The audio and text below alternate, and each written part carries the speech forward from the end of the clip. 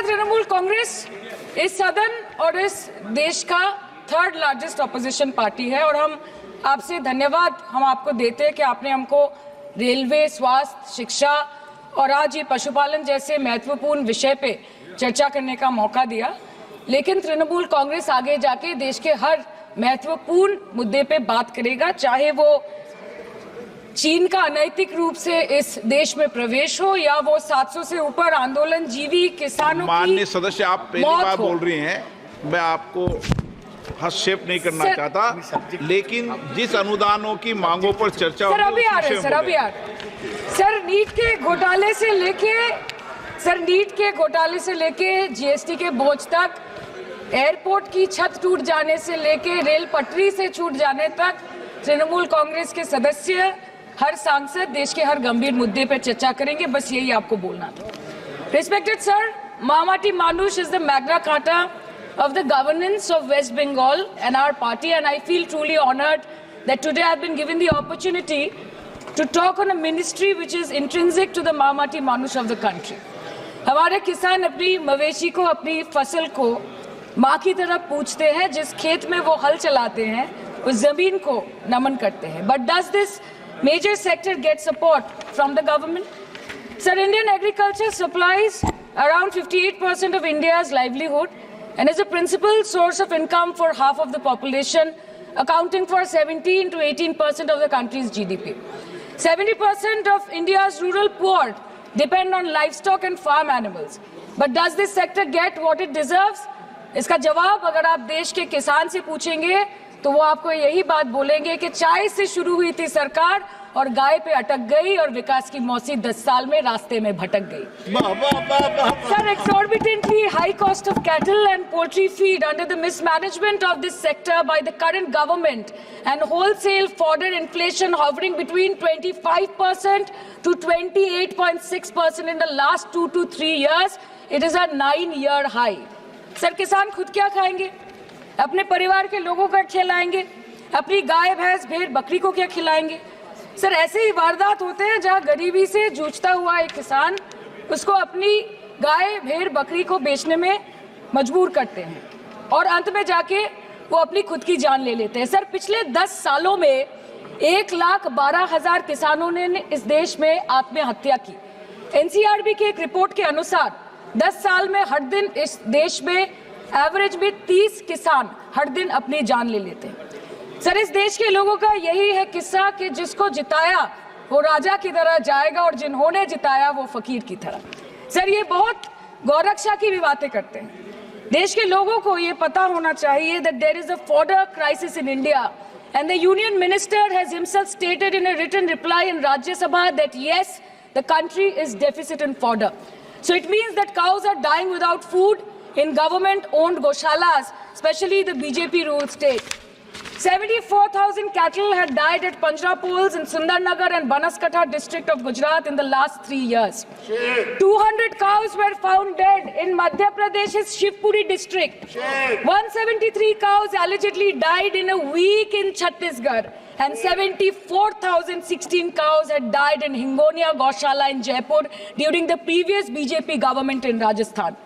तो सर, पहले खाना ही नहीं मिला, फॉडर क्राइसिस, फिर मिल भी जाए तो इतना महंगा कि किसान खरीद ही नहीं पा रहा है, फॉडर इन्फ्लेशन, और सर खाना मिल भी जाए तो पशुओं की बीमारी। उससे मुकाबला करने के लिए इस सरकार ने क्या किया?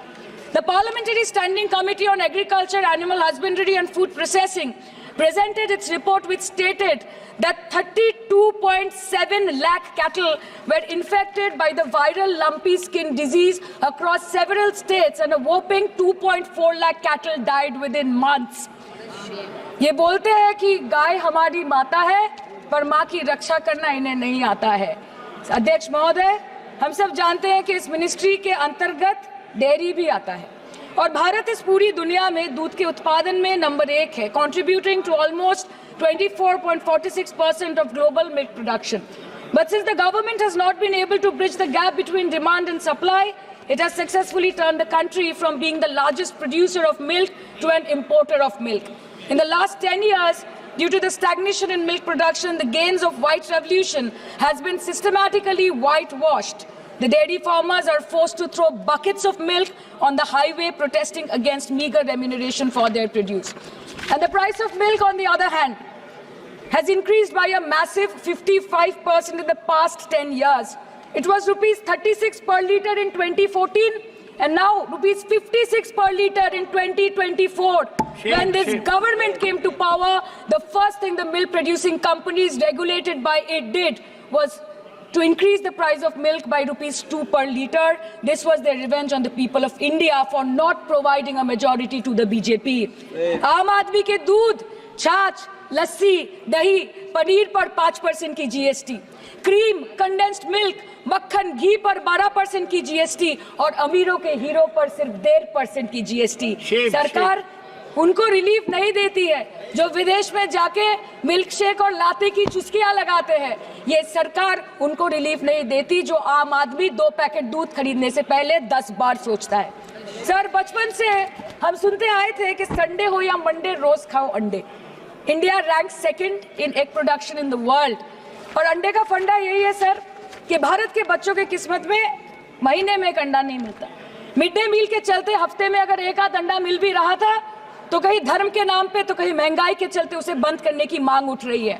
Sir, more than 50% children under the age of 5 suffer from chronic malnutrition in the country and roughly 17% children are underweight, and yet most BJP ruled states do not serve eggs in midday meal scheme. This is the example of Poshan Kal in India. Sir, अंत पे आते हैं मच्छी पे। आप लोगों को ज्यादा पसंद नहीं, पर हम क्या करें, हम तो माछे भाते बंगाली है, हमको तो बोलना ही पड़ेगा। And not to forget that 2.8 crore fisher folk are employed directly in catching fish in the country and millions are employed in the value chain of selling fish and aquaculture. India stands third in the world in the terms of fish production, contributing to 8% of global fish production and ranks second in aquaculture production. The PM talks about blue revolution, but this government has allocated only 0.045% funds out of the total budget for the flagship scheme, Pradhan Mantri Matsya Sampad Yojana. Even after this meager allocation, they did not utilize 39% of the funds, and in 23-24, they did not utilize 24% of the funds allocated. और sir, भले ही सरकार को मणिपुर शब्द से allergy हो, but the fact remains that 1.5 years of lack of governance in the state has led to endangering of the fish species in India's largest freshwater body in Manipur, the Loktak Lake. So the government has to generate employment opportunities, investment in areas such as exports, post-harvest processing, and import substitution. It has to deal with adversities like overfishing, depleting of fish stocks, pollution, disease outbreak, destruction of habitat, and climate change. So my own parliamentary constituency has assembly constituencies like Baruipur, Shonarpur, Bhangor, which are heavily dependent on these sectors for livelihood. Main crops grown are wheat, rice, vegetable, fruit, oilseed, pulses, cotton and jute, and animal husbandry is practiced mostly by women in the self-help groups in the South Chobbish Pargona. They rear a wide range of domestic animals, including cattle, poultry, goat, particularly the black Bengal goat and the Pekin duck. And I take extreme pride in saying that in the last 5 years of the TMC government, the CM Mamata Banerjee has allocated a massive amount of 76,680 crore to agriculture and its allied sectors for their development.